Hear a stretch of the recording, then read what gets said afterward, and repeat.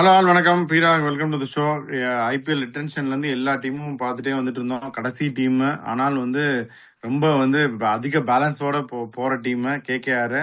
வழக்கம் போல நான் ஆரம்பிச்சிடுறேன். நம்மளோட பிளேயர்ஸ் யார் ரிலீஸ் பண்றாங்க, யார் வச்சிருக்காங்கன்னு அப்படியே நீங்க உங்களோட டிக் அடிங்க.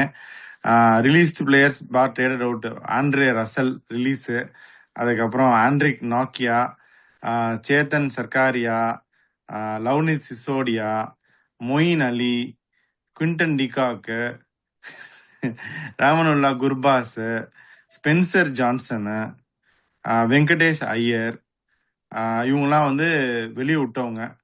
Retained players Ajinkya Rahane, Angkrish Raghuvanshi, Anukul Roy, Harshit Rana, Manish Pandey. மனிஷ் பாண்டே மட்டும் நீங்க அப்புறமா எனக்கு சொல்லுங்க. அப்புறம் ராமன்தீப் சிங், ரிங்கு சிங், ரோமன் பவல், சுனில் நரைன், உம்ரான் மாலிக், வைபவ் அரோரா, வருண் சக்கரவர்த்தி. அதாவது So மணிஷ் இதுதான். பாண்டே மட்டும் கடைசியில சொல்லு அப்படின்னு இருக்கீங்க. மத்தபடி இந்த பிரைஸ் ஆமா, எவ்வளவு வச்சிருக்காங்க? 64.3 கூட உள்ள போறாங்க. இது அவங்க மெகா ஆக்ஷனுக்கு போனதோட அதிகமா போறாங்க. இப்போ இந்த மினி ஆக்ஷனுக்கு அவங்க 13 ஸ்லாட் ஃபில் பண்ணும், இன்க்ளூடிங் 6 ஓவர்சீஸ் ஸ்லாட். நீங்க சொல்லுங்க இப்போ.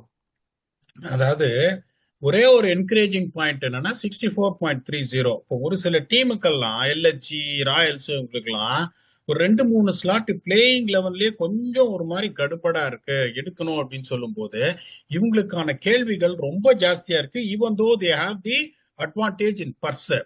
இப்ப இவங்களுக்கு still they will try and go with Sunil Narine as opening batsman. ஒரே ஒரு பிரச்சனையை சொல்லிடுறேன், அவருக்கு ஃபிங்கர் இன்ஜுரி இருக்கிறதுனால ஓப்பனிங் இல்ல, அவர் பேட்டிங்கே வரமாட்டேன்றாரு.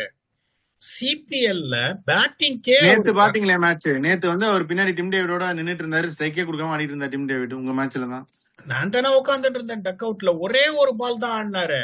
அதே மாதிரி இந்த ரிச்சர்ட் கிளீசன் நச்சு நச்சுன்னு இடிக்கிறாரு, நான் வரல சிங்கிள், நீ அந்த பக்கம் ஆடிடுன்னு அடி வாங்கினாரு. வரல, வயசு வேற ஆயிடுச்சு, ஒரு 2 வருஷம் கிரிக்கெட் ஆட முடியாம போயிடும் உங்களுக்கு. அதனால அது ஒரு பெரிய கேள்விக்குறி. அது அவங்களுக்கு பெரிய ஒரு இதுவா இருந்தது. பெருசாலாம் அவங்க சுனில் நரேன் எதிர்பார்க்கல. ஒரு 275 300 ரன் 14 இன்னிங்ஸ்ல ஆடினா போறோம்னு. இப்ப அவர் ஓப்பனிங் பண்ணுவாரா தெரியாது, மாற்றாங்க அங்க. ரெண்டாவது ஓப்பனிங் பேட்ஸ்மேன் யாரு தெரியாது. Number 3 Ajinkya Rahane, number 4 Angkrish Raghuvanshi, number 5 Rovman Powell. Right now can he fit into that number 5 slot as a experienced expertise match winning overseas player? தெரியாது. நம்பர் 6 ரிங்கு சிங் பயங்கர ஃபார்ம்ல இருக்காரு. ஒரு இன்னிங்ஸ் ஆடினாரு பாருங்க தமிழ்நாடோட டெய்லண்டர்ஸ் வச்சுன்னு. கடைசியில சாய் கிஷோர் 2-3 6 5 ரன் லீட் எடுத்துட்டு போயிட்டாங்க. Brilliant. So Rinku Singh is ruling. Number 7 யாரு? ஃபாரின் ஆல் ரவுண்டர் தெரியாது. Number 8 Harshit Rana. Number 9 foreign seamer யாரு தெரியாது. Number 10 Vaibhav Arora. Vaibhav Arora is expert power play bowler. இங்க எங்க அலைவாரு, டெத் ஓவர்ஸ்ல எப்படி போடுவாரு தெரியாது. அவருக்கு பேக்கப் உம்ரான் மாலிக். அவர் என்ன மைண்ட் செட்ல இருக்காரு? Is he the right backup for Vaibhav Arora தெரியாது. நம்பர் 11 யாரு? வருண் சக்கரவர்த்தி. இம்பாக்ட் சப்டி ரமன்தீப் சிங். அதை எப்படி வேணாலும் வச்சுப்பாங்க, ரகுவன்ஷி கூட வச்சுப்பாங்க, ஏன்னா ரமன்தீப் சிங் கேன் போல். வெளியில அனுகூல் ராய் இருக்காரு. அனுகூல் ராய் இந்த மாதிரி பயங்கர ஒரு புகிரி ஸ்பின்னிங் பிச் அப்படின்னா ஒரு பேட்டிங் ஆடுவாரு, நல்ல ரிட்டன்ஷனு. மணிஷ் பாண்டேவை எங்க அதாவது நான் தான் சொல்றேனே, மணிஷ் பாண்டே ஒரு 19 வயசுல ஆர்சிபியில செஞ்சுரியன்ல ஒரு செஞ்சுரி அடிச்சு அவர் இது பண்ண போது emerged, first Indian batter to score 100 நினைக்கிறேன். அப்படிங்கும் போது அப்படியே கேம் டவுன் ஹைல் ஆயிடுச்சு, மேலேயே போல கேம். ஒரு எக்ஸ்பீரியன்ஸ் அண்ட் நான் ஒண்ணு வச்சுக்கலாம் அப்படின்னு அவங்க வச்சிருக்காங்களே ஒழிய, whether he has got a chance to play in the playing 11, it looks absolutely bleak for me. அதுல எந்த சந்தேகமும் கிடையாது உங்களுக்கு. ஆனா அவங்களுக்கு 13 ஸ்லாட் இருக்கு. அதனால மணிஷ் பாண்டே ஒரு எக்ஸ்பீரியன்ஸ் ஸ்டாண்டே வச்சுக்கிறது தப்பு கிடையாது. 6 ஓவர்சீஸ் 7 இந்தியன் ஸ்லாட் இருக்கு. இப்போ உங்களுக்கு என்னன்னா, சுனில் நரேன் ஓப்பனிங் ஆடல பயங்கரமா மாட்டிப்பாங்க. அவர் ஓப்பனிங் ஆடுவாரா தெரியாது. வின்டன் டிகாக்க பெரிய பணத்துக்கெல்லாம் அவங்க எடுக்கல. வின்டன் டிகாக்க ideally they should have retained. ஸ்லோவா ஃபார்முக்கு வந்துட்டு இருக்காரு. இப்ப திருப்பி அவரை போட்டு எடுத்தாங்கன்னா அதை விட இது எதுவுமே கிடையாது உங்களுக்கு. அவரோட ஓப்பனிங் பேட்ஸ்மேன் யாரு? பேர்ஸ்டோவா இருக்கலாம், டிம் சைஃபர்ட்டா இருக்கலாம். விஜய் இந்த படத்துல சொல்லுவாரு, அப்போ என் மகனை கொன்னது அது அந்த பொண்ணோட அண்ணனா அண்ணனா இருக்கலாம், இருக்கலாம். அந்த அண்ணன் அப்படின்னு சொல்லுவாரு. இல்லைன்னா அதுக்கப்புறம் நிறைய பேரு அங்கங்க அவரை பிடிக்காதவங்க எதிரி இருக்கலாம், ஏன் ஒரு போலீஸ்காரனே இருக்கலாம் அப்படின்ட்டு அப்படின்னு அந்த மாதிரி. இப்ப இவங்களுக்கு என்னன்னா, இது சைஃபர்ட்டா இருக்கலாம், பேர்ஸ்டோவா இருக்கலாம், ஷையோப்பா இருக்கலாம், இல்ல திருப்பி குண்டன்டிகாக்கே எடுக்கலாம்.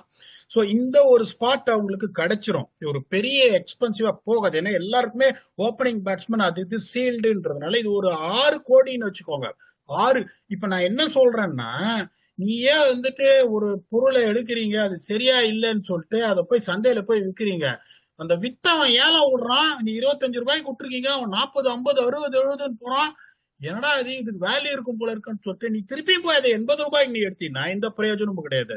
Quinton de Kock was a massive loss. who would have sorted out that problem as a opening batsman and wicket keeper. ரெண்டு பேரும் ரிலீஸ் பண்ணிட்டாங்க.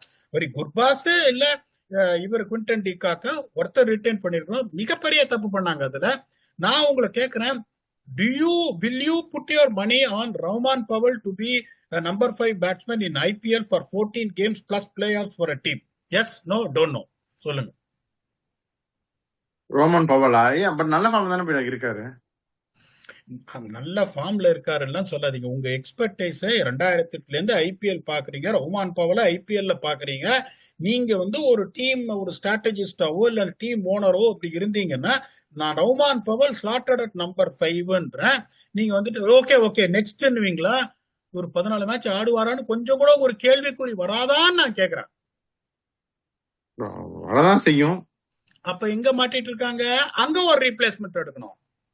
அது மேட்ச்வெல்லா இருக்கலாம், இல்லைன்னா லிவிங்ஸ்டனா இருக்கலாம், எப்படி வேணா இருக்கு. அங்க ஒரு 5 கோடி போகும். அந்த பேக்கப்புக்கு ஒரு 5 கோடி போகும். ஏன்னா you are not sure about this slot. Number 7ல ரசல் ரிலீஸ் பண்ண எடுத்த கேமரூன் கிரீன் எவ்வளவு போவாரு நீங்க சொல்லுங்க. அதுல 1/3 ஆஃப் த பர்ஸ் போயிடும். 30 கீழே போனா மத்த டீம் எல்லாரோட தோல்வி. அது 30வது ஏத்தி விடுறதுதான் மத்த டீமோட புத்திசாலித்தனம். அதுல பாதி பர்ஸ் போயிடுச்சு உங்களுக்கு. அதுக்கப்புறம் இன்னொரு, இப்ப உங்களுக்கு 9ல ஒரு ஃபாரின் சீமர் வேணும். ஒரு ஃபாரின் சீமர் போறாது, 2 ஃபாரின் சீமர் வேணும் உங்களுக்கு. ஒரு சீமர் வச்சு போக முடியாது. அந்த 2 சீமர் யாரு தெரியாது. அதுக்கப்புறம் உங்களுக்கு பாத்தீங்கன்னா, இப்ப வைபவ் வராரா, உம்ரான் மாலிக்கு இன்னொரு இந்தியன் சீமர் பேக்கப் வேணும். அது ஒரு ஆகாஷ் தீப்பை நீங்க எடுக்கணும்னு நினைச்சீங்கன்னா அவ்வளவு சீப்பா ஆகாஷ் தீப் கிடைக்க மாட்டாரு. இவங்க ஒரே ஒரு அட்வான்டேஜ் என்னன்னா, ஸ்பின்னர் தேவையில்லை உங்களுக்கு. 2 பேர் கன் ஸ்பின்னர் வச்சிருக்காங்க, அனுகூல் ராய் பேக்கப் இருக்காங்க, அவங்களுக்கு எந்த பிரச்சனையும் கிடையாது. அப்படிங்கும் போது ஒரு சில சமயம் நீங்க வெங்கடேஷ் ஐயர் இப்ப பாருங்களேன். இப்ப நான் எப்படி யோசிப்பேன்னா, இப்ப வெங்கடேஷ் ஐயர் இங்க உங்களுக்கு இப்ப இந்த காம்பினேஷன் நான் கொடுத்ததுல is missing out. They are not missing him, that is fine. அவரை திருப்பி எடுக்கலனாலும் பரவாயில்ல. நான் கேட்கிற மாதிரி சுனில் நரேன் ஓப்பனிங் ஒருவேளை ஆடலைன்னா அந்த காம்பினேஷனே அடி வாங்கிரும் உங்களுக்கு. அப்ப உங்களுக்கு, ஏன்னா அவங்களோட காம்பினேஷன் எப்படி, இப்ப சுனில் நரேன் ஒரு ஃபாரினரு, ஓகே, ஒரு நம்பர் 5ல ஒரு பேட்ஸ்மேன் ஒரு ஃபாரினரு, ஒரு ஆல்ரவுண்டர் ஒரு ஃபாரினரு, ஃபாரின் சீமர் ஒரு ஃபாரினரு. இப்ப உங்களுக்கு சுனில் நரேன் அங்க ஆடலன்னா இப்ப அவங்க எப்படி புஷ் பண்ணணும்? அஜிங்கிய ரஹானேவும் ஓப்பனிங் இறக்கணும். அஜிங்கிய ரஹானே ரைட் நோ ரகுவன்ஷியும் ஓப்பனிங் இறக்கணும். இறக்கிட்டாங்கன்னா நம்பர் 3 அடி வாங்குவோம். நம்பர் 3ல ஒரு பெரிய இந்தியன் பேட்ஸ்மேன் எடுக்கணும். இந்தியன் பேட்ஸ்மேன் இல்ல, அப்போ ஒரு ஃபாரின் பேட்ஸ்மேன் எடுக்கணும். அப்போ ஒரு ஃபாரின் பேட்ஸ்மேன் எடுத்தா ஃபாரின் சீமரை நீங்க சப்ஸ்டியூட் பண்ணணும். ஏகப்பட்ட பிரச்சனையில மாட்டிருக்காங்க. 64 கோடியோட இவங்க போக போறாங்க. இவங்க பிளே ஆஃப்ஸுக்கு போக மாட்டாங்க. KKR நெஹி தயார். இதை நீங்க ஒத்துக்கிறீங்களா? என்ன பீடாக்கு இப்படி சொல்லிட்டீங்க? 64 கோடி வச்சிருக்காங்க, வச்சு கிழிச்சிருவாங்க போற ஆக்ஷன்ன்றீங்க. கிழிச்சிருவாங்களான்னு தெரியல, பட் இப்பவே ரைட் ஆஃப் பண்ண வேணாம்னு நினைக்கிறேன். பிறகு அதுக்கு இன்னும் நான் என்ன கெஸ் பண்றேன்னா, அபிஷேக் இப்ப இவங்க எல்லாம் என்னதான் இருந்தாலும் அந்த கோச்சுக்கு ஒரு செட் ஆஃப் பிளேயர்ஸ், இந்த கேப்டனுக்கு இந்த செட் ஆஃப் பிளேயர்ஸ், அது அதை நம்ம இது பண்ண முடியாது. அபிஷேக் நாயர் வந்திருக்காரு அப்படின்னா எல்லாத்தையும் கழட்டி விட்டாரு. உமன்ஸ் ஐபிஎல்ல பாத்தீங்களா, யூபிக்கு அபிஷேக் நாயர் எல்லாத்தையும் கலைச்சு விட்டாரு மெகா ஆக்ஷனுக்கு, including Deepti Sharma who just won man of the series இந்த வேர்ல்டு கப்ல. அவங்கள ரீடைன் பண்ணாம அனுப்பிச்சு விட்டாங்கன்னா, அப்ப நான் உள்ள வந்திருக்கேன் அப்படின்னா I want to bring fresh இது பெர்ஸ்பெக்டிவ், ஒரு செட் ஆஃப் பிளேயர்ஸ் அப்படின்னு அவங்க நினைக்கிறாங்க. அந்த மைண்ட் செட்ல தான் இத்தனை பேரை கலைச்சு விட்டு அனுப்பிச்சிருக்காங்க அப்படின்னு நான் நினைக்கிறேன். ஸோ அபிஷேக் நாயர் அவர் நிறைய பேரோட ஒர்க் பண்ணியிருப்பாரு, நிறைய அவருக்கு ஃபேவரட்ஸ் இருப்பாங்க, அவங்க எல்லாத்தையும் பிடிச்சி உள்ள கொண்டு வருவாருன்னு நான் நினைக்கிறேன். நீங்க சொல்றத நான் ஆர்கியூவும் பண்ண மாட்டேன், மாற்று கருத்தும் தெரிவிக்க மாட்டேன். இது மெயின் ஆக்ஷனா இருந்தா, இப்ப மெயின் ஆக்ஷனா இருந்தா சுனில் நரேன் ஒருவேளை ஓப்பனிங் ஆடலன்னா ஆடலன்னா இவர் இருக்காரு. இப்போ உங்களுக்கு யாரு இருக்கா? மை ஒன்லி இப்ப எல்லாத்தையும் கலைச்சு போட்டாங்க. யாரு? Royal challengers Bangalore, Punjab kings இப்ப எங்க இருக்காங்க? Because it is a main auction. You got more pool of players to bring a team from scratch. இப்போ உங்களுக்கு பிளேயர்ஸே கிடையாது. இப்ப ஒரே ஒரு இது என்ன, எல்லாரும் சண்டை போடுற அந்த கேமரூன் கிரீன உங்களுக்கு இருக்கிற பணத்தினால நீங்க அவரை எடுத்துட முடியும். அதை நான் இல்லைன்னு சொல்லல. அந்த கேமரூன் கிரீனே கூட நம்பர் 3 ரோமான் பவலுக்கு பதிலா சப்ஸ்டிடியூட்டா வரலாம். பட் நம்பர் 7 அந்த ஃபாரின் சீமர் ஆல்ரவுண்டர் யாரு? உங்களுக்கு ஃபாரின் சீமர் யாரு? இப்ப ஆண்ட்ரிக் நார்கிய நல்லா போடுறாரு அப்படின்னு நான் சொல்றேன். அந்த ஆண்ட்ரிக் நார்கிய தான் இவங்க ரிலீஸ் பண்ணிருக்காங்க. இப்ப நீங்க திருப்பியும் ஆண்ட்ரி ரசல் எடுக்கிறீங்க, திருப்பியும் கிரீன் எடுக்கிறீங்க, திருப்பியும் குண்டன் டி காக் எடுக்கிறீங்கன்னா, இஃப் தட் ஹேப்பன்ஸ், வேற வழி இல்லாம உங்களுக்கு you are trying to get back a combination which didn't work for you in the previous year. So அந்த விதத்திலையும் நீங்க அடிதான் வாங்க போறீங்க. புரியுதா நான் சொல்றது உங்களுக்கு? இப்போ நீங்க போட்டு நீங்க எடுத்தீங்கன்னா அது வேற மாதிரி இருக்கும். நான் எப்படி யோசிச்சிருப்பேன், இப்ப ஆண்ட்ரிக் நார்கேவோ நான் விடுறேன், எனக்கு வெளியில யாரு ஃபாஸ்ட் போலர்ஸ் நானே நிறைய சொல்றேன், Zakary Foulkes, Duffy, Matt Henry, நிறைய பேர் நான் சொல்றேன். Are they the right? இப்போ ஒரு ஜார்ஜ் ஹேசல்வுட் மாதிரி ஒரு வெளியே ஒருத்தர் இருக்காரு, கம்மின்ஸ் மாதிரி ஒருத்தர் இருக்காரு, ஸ்டார்க் மாதிரி ஒருத்தர் இருக்காரு அப்படின்னா நீங்க யோசிக்கலாம். ஓகே, அவங்களாம் ப்ரூவன் கஸ்டமர்ஸ், லெஜெண்ட்ஸ். ஓகே, அவனை நான் நோ ப்ராப்ளம் இவரை விட்டுருவேன்னு. இப்ப நான் உங்களை கேட்கிறேன், no matter what, Anrich Nortje problem is is injury. அந்த இன்ஜுரி சரியாயிடுச்சு, ஆக்ஷனையும் கரெக்ட் பண்ணி வந்திருக்காரு. அப்படிங்கும் போது இப்ப ஆண்ட்ரிக் நார்கேக்கு ஈக்குவலா right no when is on peak எந்த ஃபாரின் ஓவர்சீஸ் போலர் உங்களை பொறுத்த வரைக்கும் பூல் ஆக்ஷன் பூல்ல இருக்காரு நீங்க சொல்லுங்க. யாரும் இல்ல. இப்ப நீங்க சொன்ன பேர் தான். இது போக மேக்ஸிமம் என்ன வுட் சொல்லுவாங்க, ஜார்ஜ் டங்குன்னு சொல்லுவாங்க. இந்த மாதிரி தான் யாராச்சும் எடுத்து போட்டு வரணும். எடுத்து போட்டு வரணும். எப்படி முடிக்கிறீங்க பாத்தீங்களா? எடுத்து போட்டு வரணும். இவர் இருக்காரே பீடா, அவர் இருக்காரே பீடான்னு உங்களால சொல்ல முடியல. எடுத்து போட்டுட்டு வரணும். இப்ப நம்பர் 2ல ஒரு விக்கெட் கீப்பர் பேட்ஸ்மேனை நான் சொல்றேன் உங்களுக்கு. ஓகே, இப்ப அவங்க அப்படிதான் போவாங்க. பேர்ஸ்டோ எடுக்க பார்ப்பாங்க, இல்லைன்னா சைஃபர்ட்.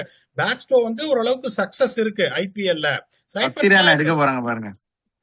என்ன சொல்லுங்க? பத்திரானா எடுக்க போறாங்க பாருங்க. See, I wish good for Pathirana. யாருக்குமே நம்ம இது பண்ண மாட்டோம்.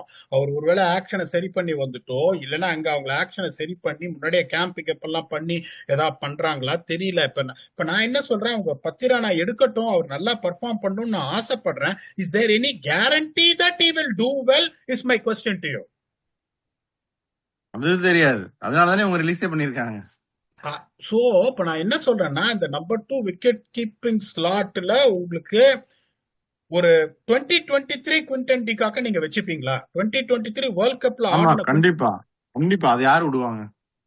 யாரு விடுவாங்கன்றீங்க? விட்டுட்டாங்க. அவங்க ஸ்லோவா ஃபார்முக்கு வராரு.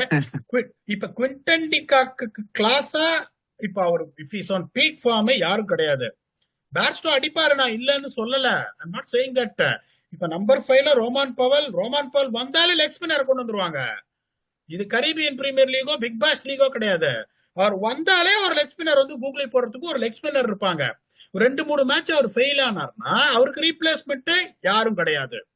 ஃபாரின் சீமர் நீங்க Pathirana வெடிக்கிறீங்க, exceptional talent, 140+ searing arcs, very deceptive slower delivery. Last season ஆன மாதிரி சரியா பர்ஃபார்ம் பண்ணேன்னா அவருக்கு பேக்கப் யாரு தெரியாது. வைபவ் வராரா 14 மேட்ச் ஆடுவாரா தெரியாது. உம்ரான் மாலிக் 14 மேட்ச் ஆடுவாரா, ஃபிட்டாரா இருப்பாரா தெரியாது.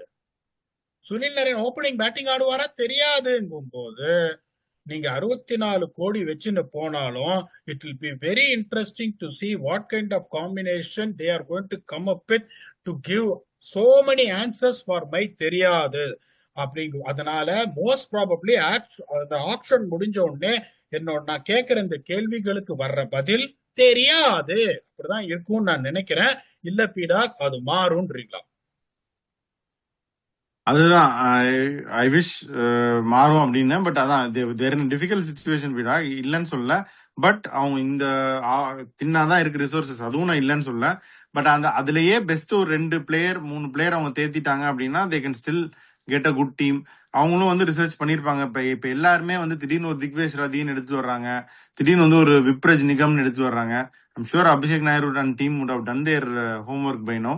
அந்த மாதிரி யாராவது 2 3 பேர் எடுத்து வந்து சர்ப்ரைஸ், இந்த சுனில் நரேன் அப்படிங்கிற ஒருத்தர் எடுத்து வந்து சர்ப்ரைஸ் பண்ணதான் இந்த கேகேஆர். வருண் சக்கரவர்த்தி நீங்க முன்னாடியே எடுத்தீங்க ஆக்ஷன்ல, பட் அந்த இன்ஜூர் ஆயிட்டாரு. பட் அந்த மாதிரி வந்து அவங்க சின்ன சின்ன பிளேயர்ஸ் வச்சு சர்ப்ரைஸும் பண்ணலாம், அது நமக்கு தெரியாது. பெரிய பிளேயரா ஒரு 2 3 பேர் கரெக்டா எடுத்துட்டு சின்ன பிளேயர்ஸ் ஒரு 2 3 பேர் எடுத்தா I think they can again still pose a challenge. இதுல என்ன பிரச்சனைன்னா 13 பேரை அவங்க எடுக்கலாம். ஓகே, 64 கோடி பர்ஸோட வராங்க. இப்ப நான் சொல்றேன் இந்த ஹோம்ஒர்க்கோட யார் யாரெல்லாம் அவங்களோட பிரைமரி டார்கெட்னு தெரிஞ்சு அடுத்த டீம் வருவாங்க. ஒரு விக்கெட் கீப்பர் பேட்ஸ்மேன் கண்டிப்பாக வராருன்னா கண்டிப்பா ஏத்தி விடுவாங்க. 5 அவங்க எப்படி யோசிப்பாங்க, இவனை நான் வந்து ஃப்ரீயா எடுக்க விட்டேன்னா மெயின் டார்கெட்ஸை இவன் பூந்துக்கு எடுத்து விட்டுருவான் அப்படின்னு சொல்லிட்டு எடுத்த உடனே ஒரு பேர்ஸ்டோவோ இந்த சைஃபர்ட்டோ இல்ல ஒரு ஃபாஸ்ட் பவுலர் பத்திரானாவோ அவங்க பிட்டு போடுறாங்கன்னா ஒவ்வொன்றுக்கும் மினிமம் 10 கோடி வரைக்கும் அவங்கள டார்ச்சர் பண்ணி அவங்க ரத்தத்தை உறிஞ்சறதுக்கு ஒரு 5 பிரான்ச்சைசி இருப்பாங்க. ஏன்னா அப்படி உறிஞ்சிருவாங்களா?